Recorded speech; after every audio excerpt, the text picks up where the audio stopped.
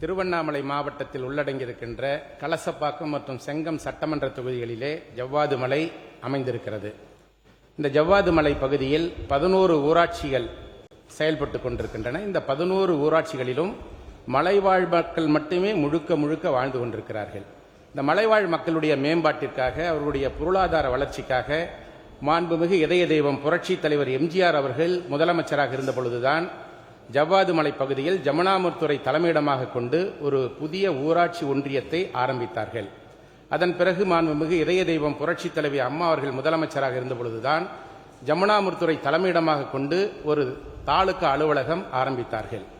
அதேபோல் அங்கே படிக்கின்ற மாணவ மாணவிகளுக்காக மாண்புமிகு அண்ணன் எடப்பாடியார் அவர்கள் முதலமைச்சராக இருந்த பொழுதுதான் ஒரு தொழில் பயிற்சி நிறுவனம் அங்கே ஆரம்பித்தார்கள். கேள்வி கேளுங்க சார். நீங்க முக்கியத்துவம் சொல்லிட்டு வரலாறு சொல்றதுக்கு. அதே போல கோளூரிலே இருந்து ஜமுனாமுத்தூர் வரை செல்லுகின்ற ஒரு வழி பாதையை இருவழி பாதையாக மாண்புமிகு அண்ணன் எடப்பாடியார் அவர்கள் முதலமைச்சராக இருந்த பொழுதுதான் ரூபாய் 200 கோடி மதிப்பீட்டில் 2 வழி சாலையாக மாற்றி தேவையான பாதுகாப்போடு அந்த சாலையை அமைத்து தந்தார்கள். அதேபோல இவ்வளவு சிறப்புகள் வாழ்ந்த நம்முடைய மலைவாழ் பகுதி மக்களுடைய அடிப்படை வசதிகளான சாலை வசதிகளை மேம்பாடு செய்ய வேண்டும் என்று பல ஆண்டுகளாக வனத்துறையின் மூலமாக கோரிக்கை வைக்கப்பட்டதின் அடிப்படையில் அந்த பகுதியிலே இருக்கின்ற மலைவாழ் மக்களுக்கு மாண்புமிகு அமைச்சர் அவர்கள் தற்பொழுது கூறியுள்ளபடி 10 சாலைகள் எடுக்கப்பட்டதாக சொல்லியிருக்கிறார்கள். 49 சாலைகள் எடுக்கப்பட்டதாக சொல்லியிருக்கிறார்கள். சுற்றுச்சூழல், பருவநிலை மாற்றம் மற்றும் வனத்துறையின் FR2 அரசாணை எண் GO 3D நம்பர் 3 படி 14/3/2026 படி தமிழகத்தில் வாழ்ந்து வரும் பழங்குடியின மக்களுக்காக எடுக்கப்பட்ட மொத்த சாலைகள் 49. அந்த 49 சாலைகளில் திருவண்ணாமலை மாவட்டத்திற்கு ஒதுக்கீடு செய்யப்பட்ட சாலைகள் 10.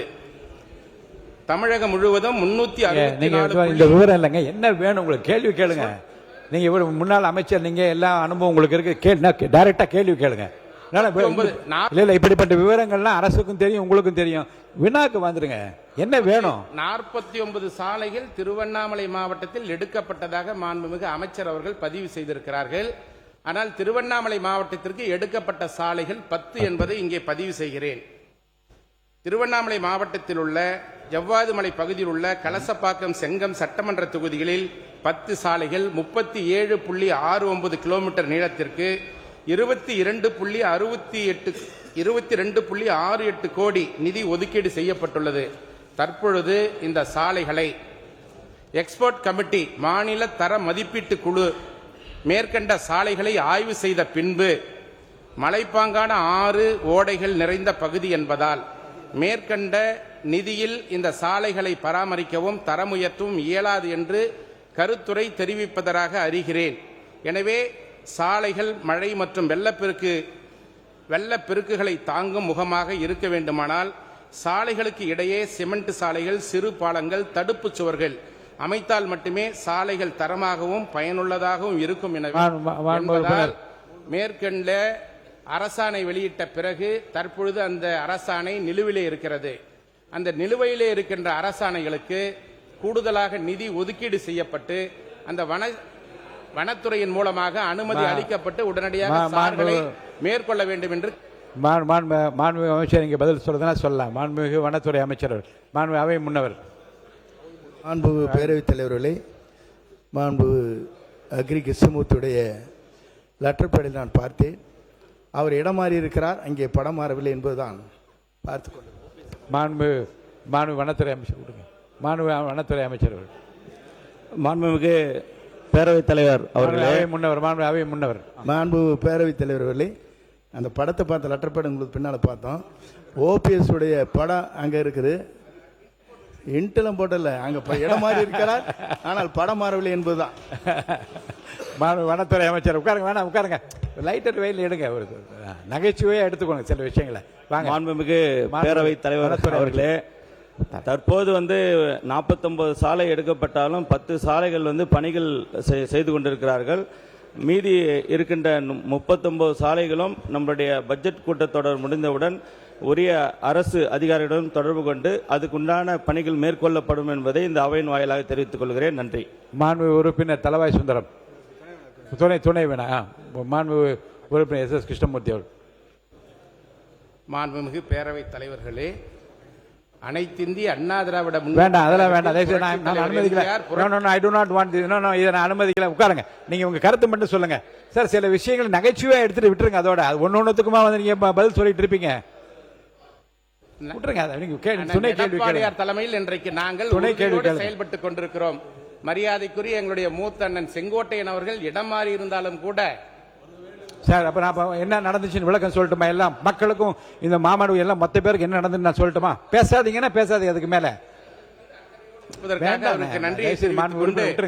கலசப்பாக்கம் செங்கம் சட்டமன்ற தொகுதியில் வரும் ஜவ்வாது மலை பகுதிகளில் 11 ஊராட்சிகள், 38 வருவாய் கிராமங்கள், 297 குக்கிராமங்கள் இருக்கிறது. வன உரிமை சட்டம் 2006, வன பாதுகாப்பு சட்டம் 1980 படி பர்வேஸ் போர்ட்டல் மூலமாக கலசப்பாக்கம் சட்டமன்ற தொகுதியிலே உள்ளடங்கியிருக்கின்ற 5 ஊராட்சிகளில் 14 சாலைகளை ஜவ்வாது மலை வட்டார வளர்ச்சி அலுவலர் மூலமாக மாவட்ட நிர்வாகத்திற்கு அனுப்பப்பட்டு மாவட்ட நிர்வாகம் மாவட்ட வனத்துறை அலுவலருக்கு பரிந்துரை செய்திருக்கிறது. 2024, 2025 ஆண்டிலேயே பரிந்துரை செய்யப்பட்ட இந்த பணிகளுக்கு இதுவரை வனத்துறை உரிய அனுமதி வழங்கவில்லை. எனவே மலைவாழ் மக்களுடைய நலன் கருதி அவர்களுடைய அடிப்படை வசதிகளான சாலை வசதியை உடனடியாக மேம்பாடு செய்வதற்காக வனத்துறையின் மூலமாக ஏற்கனவே கொடுக்கப்பட்ட பர்வேஸ் போர்ட்டல் மூலமாக வனத்துறை கலசப்பாக்கம் சட்டமன்ற தொகுதியிலே உள்ளடங்கியிருக்கின்ற 5 ஊராட்சிகளில் இருக்கின்ற 177 சாலைகளுக்கு உடனடியாக அனுமதி வழங்க வேண்டும் என்று இந்த அரசை வற்புறுத்தி கேட்டுக் கொள்கிறேன். வனத்துறை அமைச்சர். மாண்புமிகு பேரவைத் தலைவர் அவர்களே, மாண்புமிகு சட்டமன்ற உறுப்பினர் அவர்கள் கோரிக்கையின்படி பர்வேஸ் இணையதளம் வாயிலாக விண்ணப்பிக்கப்பட்ட வனத்துறை மூலம் உரிய நடவடிக்கை மனுக்கள் மீது உரிய நடவடிக்கை மேற்கொள்ளப்பட்டு மத்திய அரசின் அனுமதி பெற்று தரப்பட்டுள்ளது. அதன்படி மேலும் அந்த நிலுவையில் உள்ள அந்த சாலைகள்லாம் வந்து அரசு அதிகாரியிடம் பரிசீலித்து நம்மளுடைய மாண்புமிகு முதலமைச்சர் ஆணைக்கிணங்க நிச்சயமாக அந்த சாலைகள் போட்டு தரப்படும் வனத்துறை சார்பாக என்பதை இந்த அவையில் தெரிவிச்சுக்கிறேன். அது மட்டும் இல்லை, நம்மளுடைய பட்ஜெட் கூட்டத்தொடர் முடிந்தவுடன் நிச்சயமாக நீங்கள் நம்மளுடைய ஜவ்வாது மலைக்கு நாங்கள் வந்து ஆய்வு செய்து அந்த மக்கள் குறைகளை கேட்டு மேலும் என்ன தேவை என்பதையும் நாங்கள் பூர்த்தி செய்து தருவோம் என்பதை இந்த நேரத்தில் தெரிவிச்சுக்கிறேன். நன்றி. தலவாய் சுந்தரம்.